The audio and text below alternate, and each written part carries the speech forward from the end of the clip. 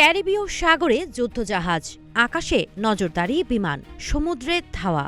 ভেনেজুয়েলার চারপাশে ক্রমেই শক্ত অবস্থান নিচ্ছে মার্কিন সামরিক বাহিনী। মাদক পাচার ঠেকানোর অজুহাতে একের পর এক ভেনেজুয়েলার নৌকা ও তেলবাহী ট্যাঙ্কার জব্দ করছে যুক্তরাষ্ট্র। কিন্তু প্রশ্ন একটাই, আসল লক্ষ্য কি মাদক নাকি তেল আর ক্ষমতার পালাবদল? ডোনাল্ড ট্রাম্প প্রশাসনের চাপ দিন দিন বাড়ছে কারাকাসের ওপর। ভেনেজুয়েলার আশঙ্কা এটি শুধু নিরাপত্তা অভিযান নয়, এটি সরাসরি শাসন ব্যবস্থা বদলের কৌশল। কারণ বিশ্বের সর্ববৃহৎ প্রমাণিত তেল মজুদ রয়েছে এই দেশটিতেই। ব্রাজিলের প্রেসিডেন্ট লুলা দা সিলভা পর্যন্ত প্রশ্ন তুলেছেন, আগ্রহ কি কেবল ভেনেজুয়েলার তেলের প্রতি? জীবন অবাক না করলে কে করবে? 28% মিল্ক ফ্যাটের অবাক করার সাথে ফ্রেশ মিল্ক পাউডার। জীবন অবাক করুক প্রতিদিন। অন্যদিকে ট্রাম্প নিজেই প্রকাশ্যে অভিযোগ করেছেন, যুক্তরাষ্ট্রের তেল কেড়ে নিয়েছে ভেনেজুয়েলা এবং বলেছেন, আমরা তা ফেরত চাই।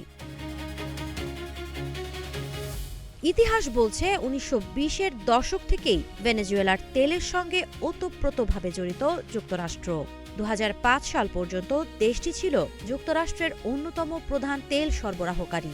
কিন্তু হুগো চ্যাভেজের জাতীয়করণ নীতির পর সেই সম্পর্ক ভেঙে পড়ে। আজ ভেনেজুয়েলার তেল উৎপাদন নেমে এসেছে দিনে প্রায় 10 লাখ ব্যারেলে। মার্কিন নিষেধাজ্ঞা, দুর্নীতি আর বিনিয়োগ সংকটে তেল খাত কার্যত বিপর্যস্ত। বিশেষ লাইসেন্সে কেবল শেভনরই যুক্তরাষ্ট্রে তেল পাঠাতে পারে। সম্প্রতি ভুতুরে ট্যাঙ্কার সহ একাধিক জাহাজ জব্দ করেছে মার্কিন কোস্টগার্ড। শত কোটি ডলারের তেল আটকে দেওয়ার ঘোষণা দিয়েছে ওয়াশিংটন। বিশ্লেষকদের মতে এই অবরোধ চললে ভেনেজুয়েলার রপ্তানি অর্ধেকে নেমে আসতে পারে, যা দেশটির অর্থনীতিকে শ্বাসরুদ্ধ করে তুলবে। ট্রাম্প বলছেন যুদ্ধ চান না, আবার ইঙ্গিত দিচ্ছেন মাদুরোর দিন গোনা শুরু হয়ে গেছে। প্রশ্ন রয়ে যায়, এটা কি তেলের যুদ্ধ নাকি আমেরিকা মহাদেশে আধিপত্য পুনর্দখলের লড়াই?